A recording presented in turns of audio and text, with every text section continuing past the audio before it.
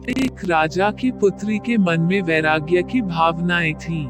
जब राजकुमारी विवाह योग्य हुई तो राजा को उसके विवाह के लिए योग्य वर नहीं मिल पा रहा था।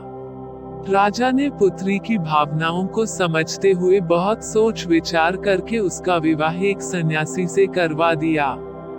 राजा ने सोचा कि एक सन्यासी ही राजकुमारी की भावनाओं की कद्र कर सकता है। विवाह के बाद राजकुमारी खुशी खुशी सन्यासी की कुटिया में रहने आ गई। कुटिया की सफाई करते समय राजकुमारी को एक बर्तन में 2 सूखी रोटियां दिखाई दी। उसने अपने सन्यासी पति से पूछा कि रोटियां यहाँ क्यों रखी हैं?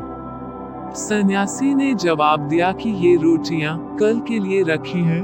अगर कल खाना नहीं मिला तो हम एक रोटी खा लेंगे। सन्यासी का यह जवाब सुनकर राजकुमारी हंस पड़ी।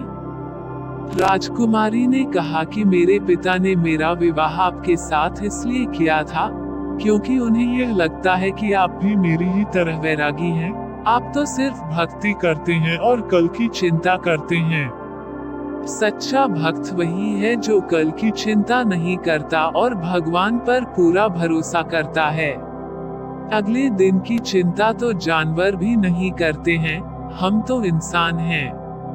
अगर भगवान तो हमें खाना मिल जाएगा और नहीं मिलेगा तो रात भर आनंद से प्रार्थना करेंगे। ये बातें सुनकर सन्यासी की आंखें खुल गईं। उसे समझ आ गया कि उसकी पत्नी ही असली सन्यासी है। उसने राजकुमारी से कहा कि आप तो राजा की बेटी हैं, राजमहल छोड़कर मेरी कुटिया में आई हैं, जबकि मैं तो पहले से ही एक फकीर हूँ। फिर भी मुझे कल की चिंता सता रही थी। सिर्फ कहने से ही कोई सन्यासी नहीं होता, सन्यास को जीवन में उतारना पड़ता है। आपने मुझे वैराग्य का महत्व समझा दिया।